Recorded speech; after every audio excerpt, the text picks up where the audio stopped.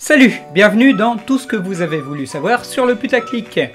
Je vous avais demandé sur Twitter de me poser des questions avec le hashtag FAQ du putaclic. Et vous avez été nombreux, vous avez été assez... il y a eu quelques personnes qui ont posé, qui ont dit des trucs et... je vais y répondre.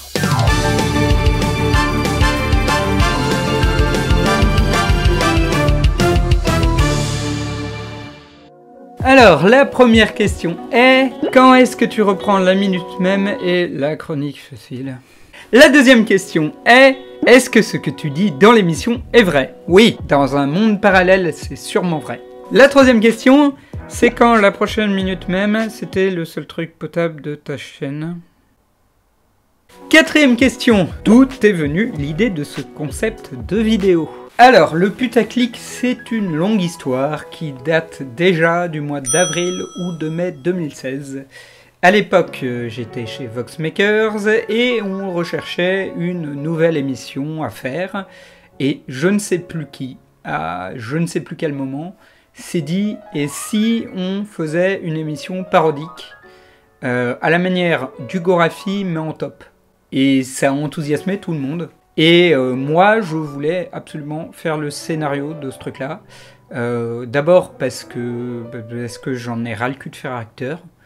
Je suis un assez mauvais acteur et vous me le répétez assez souvent. Moi faire l'acteur, c'est pas ce qui m'intéresse le plus.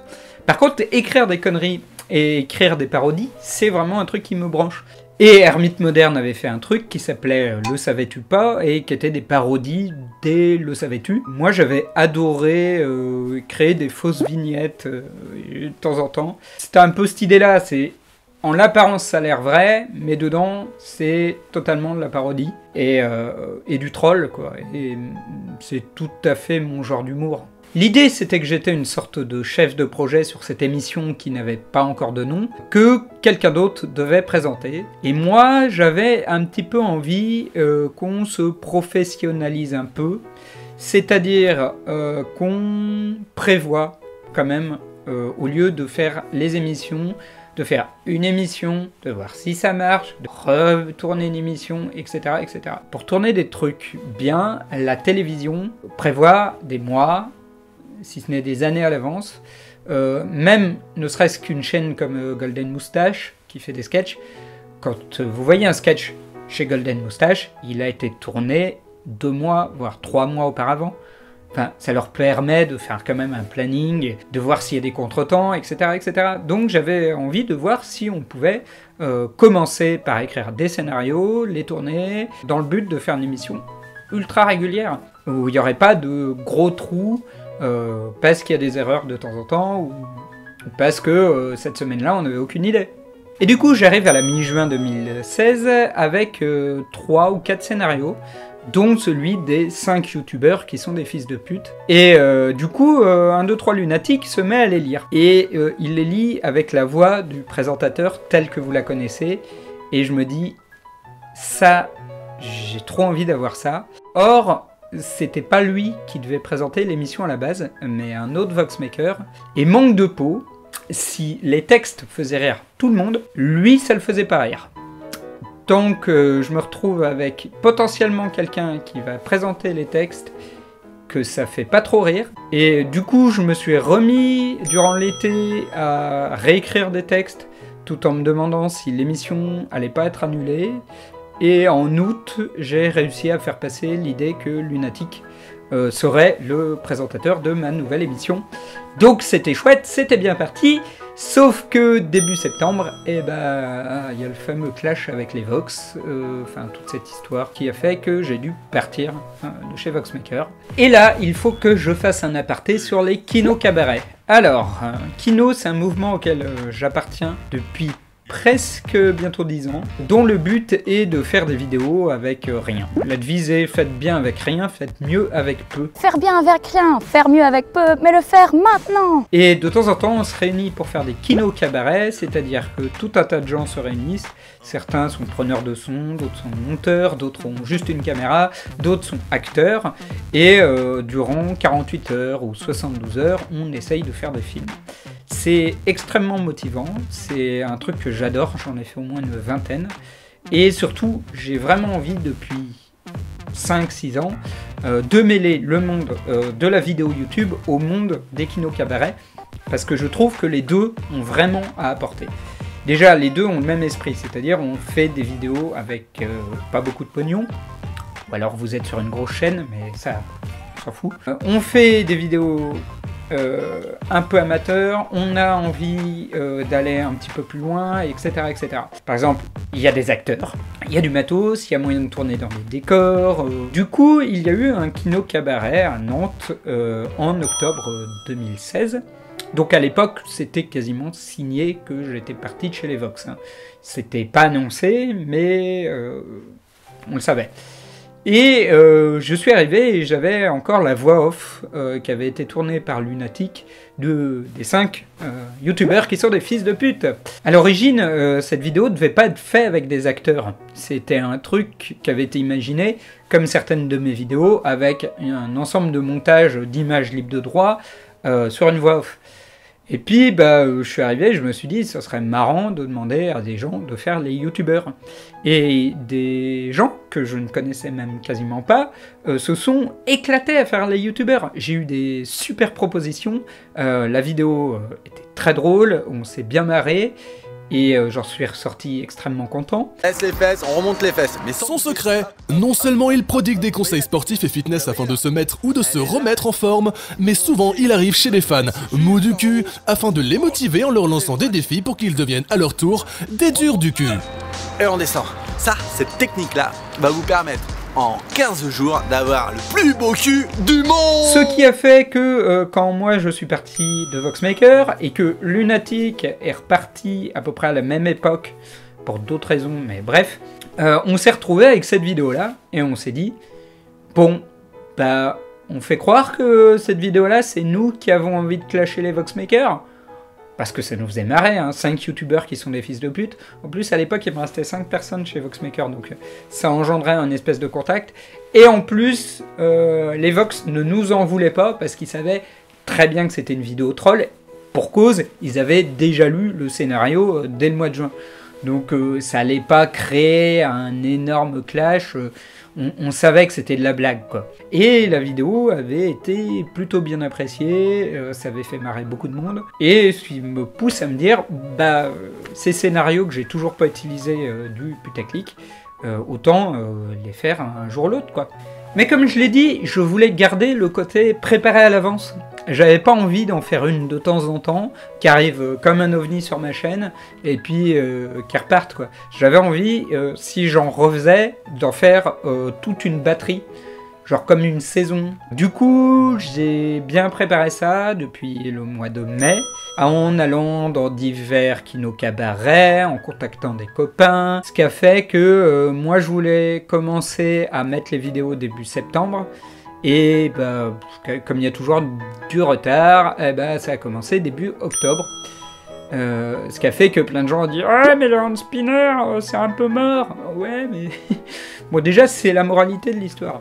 Donc voilà, le 4e épisode, vous l'avez vu. J'en projette d'en faire 11 en tout, donc il en reste 7. Normalement, vous auriez dû avoir le numéro 5 le 10 novembre. Or, pour des raisons de planning et de petits problèmes et de petits machins, de petits trucs, la vidéo est pas disponible. Donc c'est un petit peu pour ça aussi que je fais cette FAQ maintenant.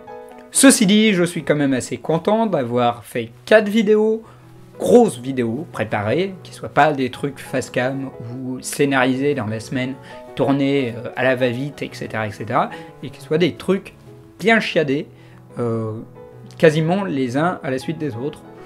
Donc voilà quoi, le pari est plutôt réussi jusqu'ici. 5e question, est-ce que tu comptes répondre uniquement à tes propres questions pour faire une vidéo annonce en faisant croire que c'était une FAQ? 6e question, est-ce que tu peux faire le Joker contre Iron Man des Avengers en EPB STP?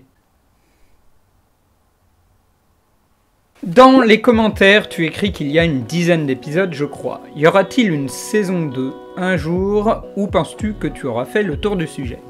Alors le problème, c'est pas tant de faire le tour du sujet. Il y a des gens qui trouvent ça extrêmement lassant en disant mais ouais mais le concept on l'a bien compris, c'est des vidéos putaclic, des fausses vidéos putaclic. Oui, pour reprendre l'exemple du Gorafi, ça fait quand même 4-5 ans qu'ils existent, on sait très bien que quand on va cliquer sur un lien du Gorafi, on aura le droit à une info comique. Bah, c'est un peu la même chose, si il y a des trucs un peu putaclic dans l'annonce, l'intérieur c'est une vidéo parodique comique. La forme va rester la même, je crois, et je crois qu'il y a encore plein de trucs à parodier, non les vidéos YouTube, c'est quand même un grand univers. La société, il y a quand même plein de points complètement débiles dans la société. Par contre, faire une saison 2, alors dans les faits, je suis pas contre. J'ai encore de la réserve pour une potentielle saison 2, mais il va falloir déjà voir ce qui se passe à la fin de la saison 1.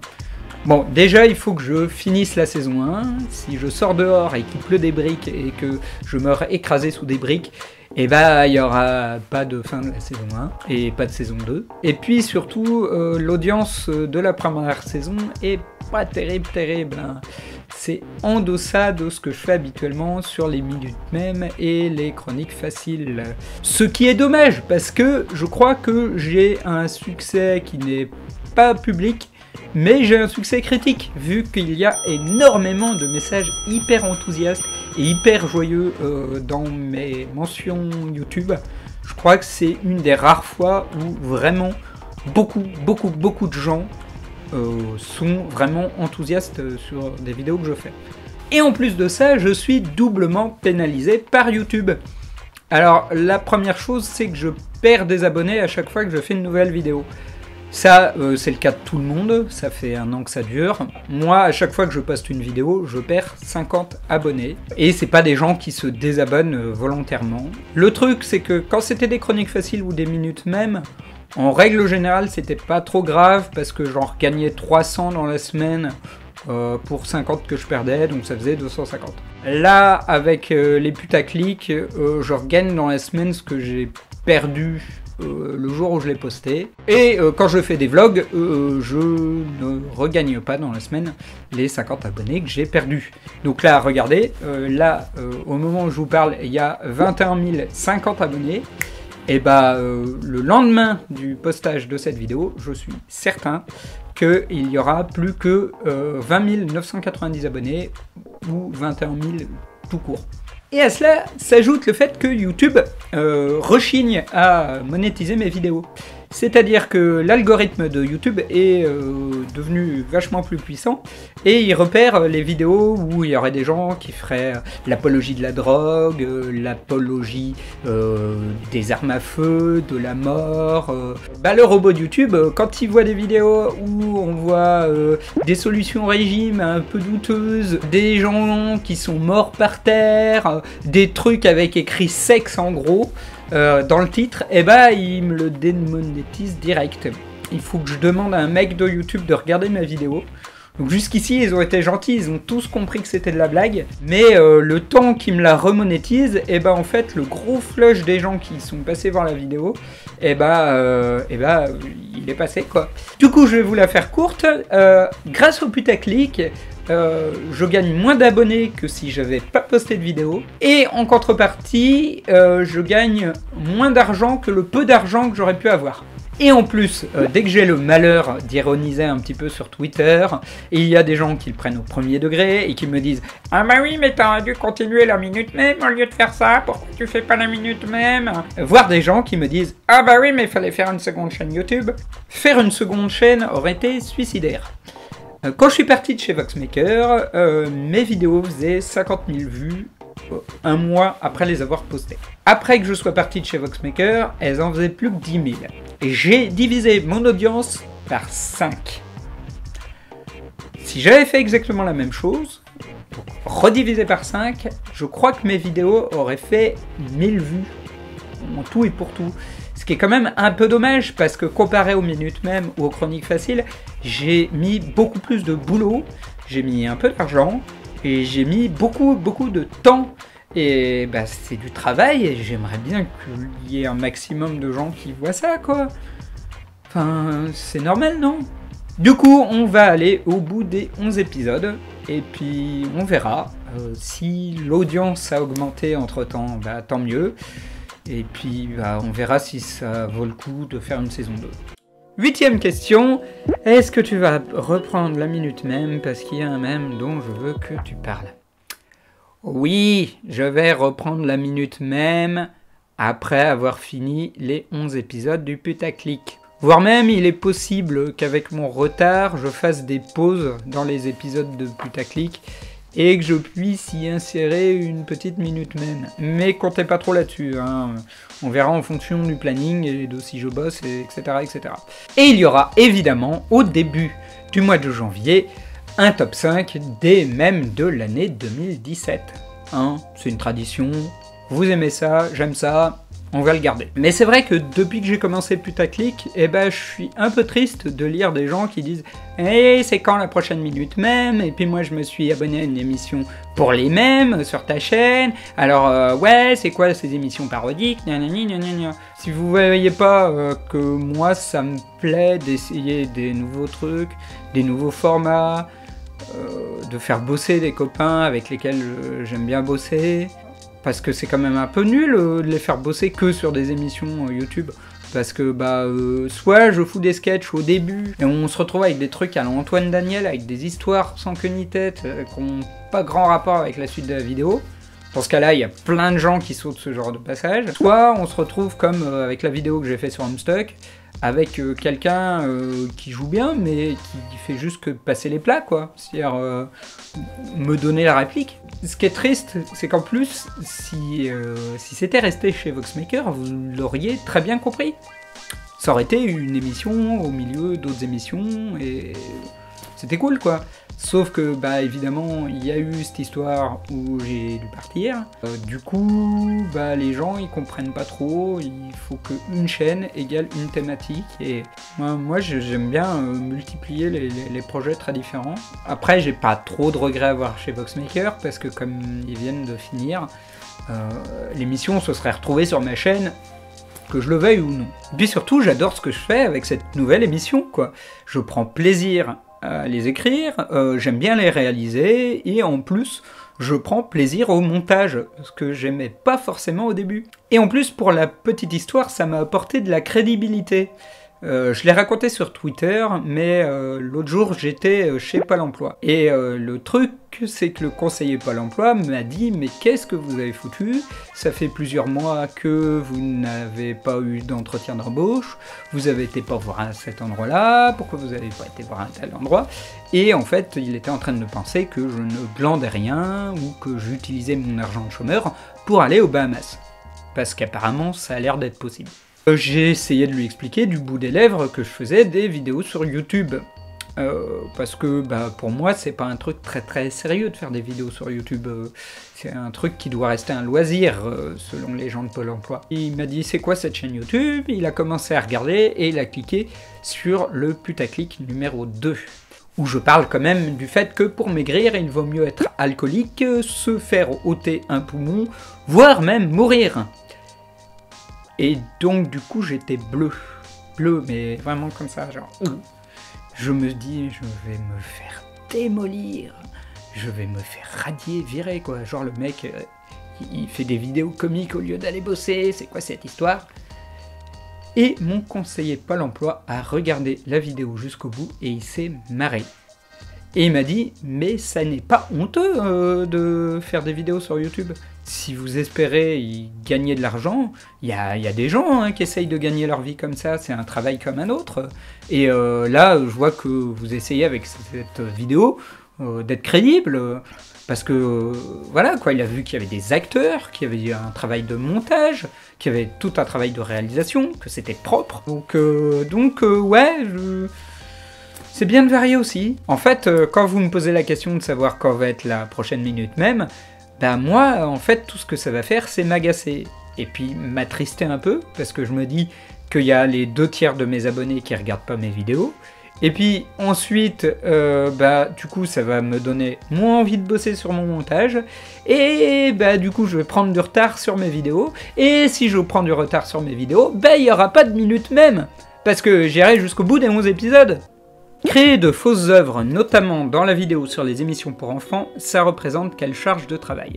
Soyons clairs, le putaclic numéro 3 sur les vidéos pour enfants qui font peur est un putain de miracle. Il y avait toutes les conditions pour que ça se casse la gueule, pour que ça soit nul à chier, et c'est sans doute une des vidéos que j'ai aimé le faire le plus depuis que je suis sur YouTube. J'ai commencé à percuter seulement fin septembre que j'allais arriver à la période d'Halloween et que ça allait être bien de faire un épisode spécial Halloween. Alors du coup, j'ai profité qu'il y avait un kino cabaret en Seine-Saint-Denis pour y aller et trouver des gens sur place. J'ai écrit le scénario dans le Wigo qui m'emmenait à Paris. Et c'était pas vraiment un scénario, c'était plus un brouillon avec des idées éparses d'émissions que je voulais parodier. Alors du coup, quand il y a eu le moment de présenter mon projet au début du Kino Cabaret, où j'avais 3 jours pour faire un court-métrage, j'ai commencé à balancer mes idées comme ça. Ouais, alors il me faudrait un truc où il y a une nana qui se déplace dans des vieux gravats, et puis il me faudrait des trucs sur fond vert avec des gens qui ont des têtes bizarres, puis je veux des faux animateurs de Club Dorothée, et puis je veux un faux dessin animé, alors s'il y a des gens qui savent dessiner, et tout, etc. Je m'attendais pas à ce que tout le monde veuille faire toutes les idées. Or, j'ai eu beaucoup de gens que ça a motivé. Mais vraiment, c'était incroyable, j'étais le premier surpris. Donc j'ai eu tout. Du coup, ça a été 3 jours hyper crevantes, où j'ai été tourné avec une Allemande du côté de la Seine-Saint-Denis. J'ai tourné sur fond vert, il y avait une nana qui avait un Blue Man, c'était cette espèce de costume totalement bleu. Je suis tombé sur 4 acteurs assez déglingués pour pouvoir jouer les présentateurs à 22h, alors qu'il y avait des gens qui gueulaient parce qu'on faisait du bruit et qu'eux, ils voulaient écouter de la musique. Sur ces séquences-là, je les ai refaites quasiment que 2 fois.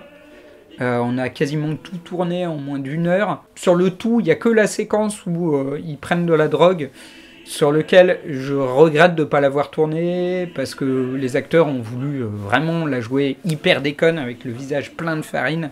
Là où j'aurais voulu un truc qui soit un peu plus subtil, avec des gens dont on a vraiment l'impression qu'ils prennent de la drogue. En même temps, peut-être que YouTube m'aurait censuré celle-là, donc je sais pas. Et j'ai eu André Lamorte, qui est un copain à moi et qui est un ancien dessinateur de fluide glacial, qui m'a fait des dessins toute une nuit, alors que lui-même avait arrêté la bande dessinée, pour que je puisse les animer. Autant vous dire que ça a été 3 journées hyper denses. À la fin, j'ai fait une sorte de court-métrage dans lequel il y avait tous les éléments sauf 1, 2, 3 ludothèque. Ça a été projeté à minuit au milieu de plein de courts-métrages qui étaient plutôt genre de discussion de couple dans un appartement parisien, quoi. Donc la gueule des gens, quand ils ont vu cet ovni débarquer, rien que ça...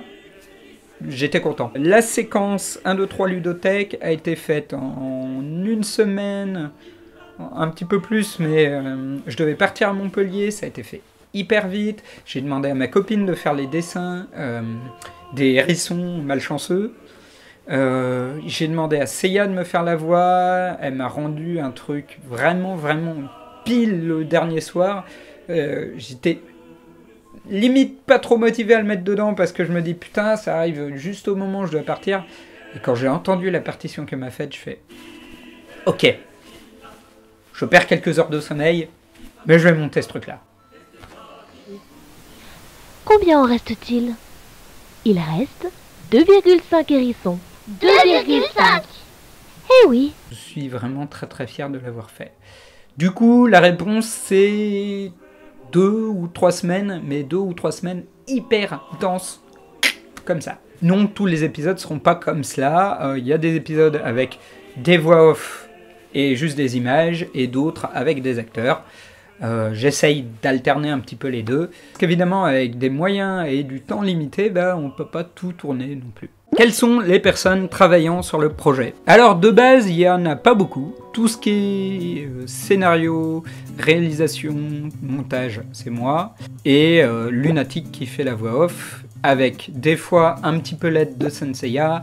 et Stan Dusk qui fait le générique. Ça, c'est l'idée de base. Comme j'ai demandé à des copains de m'aider, on a, pour les dessins, donc j'avais parlé de Yuri Lotti, André Lamorte et mon pote Slen qui a fait une image. Sinon, il y a tous les acteurs. Comme il y a beaucoup de caméos, je vais éviter de nommer tout le monde. C'est-à-dire Bérénice Sand, qui fait la sorte d'animatrice de téléachat maigrir, et dont c'est la voix qui est en off, ainsi que P.O. qui joue Jean-Michel, et Virginie qui joue l'espèce de maman qui sert sur les vignettes. Pour l'épisode sur les vidéos pour enfants, alors on a énormément de gens. Esther Marie Berkel, une actrice allemande qui est géniale et qui m'a vachement aidé, en plus de faire la nana qui se retrouve dans un pays en guerre. Les 4 animateurs de Télébisous, donc Simon Descrouzas, Claire, dont j'ai pas réussi à trouver le nom de famille, Alice Marin et Julien Colombet, qui m'a joué à une sorte de faux Corbier. Je tiens à remercier aussi Miral Carvielli qui joue la nana dans le costume tout bleu, et aussi Emma Chaibera qui m'a fait la voix off du monde de Patatouf. Sincèrement, sur cette voix déglinguée, et pourtant ça nous a pris quasiment 2 prises en 5-10 minutes à peine, mais sans cette voix, je crois que le truc serait vachement moins flippant qu'il ne l'est maintenant. Comme ils sont rigolos. Et il y a plein de gens qui ont tourné dans des épisodes que vous n'avez pas encore vus, mais ça, bah, on en reparlera peut-être dans un autre vlog. Tu montes avec quoi? Quand? Combien de temps te prend un épisode au montage? Tu prévois un storyboard ou YOLO? Je monte avec Vegas. Tout est fait avec Vegas. Que ce soit les effets de fond vert, les faux passages où on a des vieilles bandes, l'étalonnage, le générique, tout est fait avec Vegas. J'ai trouvé récemment un pack d'effets spéciaux pour Vegas. J'ai pas encore tout exploré, mais il y avait tellement de trucs bien là-dessus. Oh putain, mais ça t'augmente au moins le logiciel, ça te multiplie, triple les possibilités, un truc de fou. Un épisode, au niveau du montage, ça me prend entre une semaine et demie et 2 semaines. Ça dépend vraiment de tous les effets que j'ai à faire. Il y en a sur lesquels j'ai mis une journée pour faire 10 secondes. Après, en plus, ça dépend des semaines où j'ai beaucoup de choses à faire dans la vie. Puis, bah, j'ai pas de storyboard, j'ai juste un scénario. En règle générale, le storyboard, ça marche que si vous êtes une énorme équipe. Là, quand t'as juste quelqu'un pour t'aider de temps en temps à la caméra, ou t'es le caméraman et le monteur, ça te sert pas à grand chose de te faire un croquis. Ça te coûte de l'argent, ce truc? Merci, très cher Mad Dog, pour cette question que je n'ai vu absolument pas venir. C'est pour dire que oui, ça m'avait un peu coûté de l'argent, le putaclic. Alors, pas beaucoup. Mais quand on est au RSA comme moi, bah pas beaucoup, c'est toujours un coup dont on se serait passé. Je vous rassure, je ne suis pas dans le rouge. Bon, comme beaucoup de comédiens, enfin la totalité des comédiens l'ont fait bénévolement. C'est vrai que bah, les coûts sont amoindris. Par contre, les kinos cabarets, des fois ils sont à Château-Gontier, des fois ils sont à Paris, des fois ils sont à Montpellier, des fois ils sont à Liège. Et bah faut un petit peu dépenser de l'argent pour aller là-bas. Et puis bah il y a les frais d'inscription parce que bah faut payer la bouffe. Qui même si elle est pas chère et plutôt bonne, tombe pas du ciel. Il y a une partie de ces frais qui ont été épongés par les ventes de livres. Et pour ceux qui ne le sauraient pas, j'ai écrit 2 livres. Le premier s'appelle 50 icônes du net à connaître pour se la péter dans les soirées mondaines, et le second s'appelle 50 expressions du net d'avant-hier et quasiment d'aujourd'hui. Comme je les ai vendus en partie sur Amazon, sur mon blog et aussi sur Stand, et ça m'a servi à un peu éponger ce genre de dette. Les livres que vous achetez servent à financer les vidéos que vous regardez. Et puis il y a toujours un petit peu d'argent qui arrive sur Tipeee, c'est pas grand chose, souvent du 15-20 € par mois. Je tiens à remercier les 6 tipeurs qui sont là depuis quasiment 1 an à me faire des dons. Merci les copains. Et rendez-vous la semaine prochaine pour un top qui s'appelle 5 bonnes raisons de boire du liquide à vitre.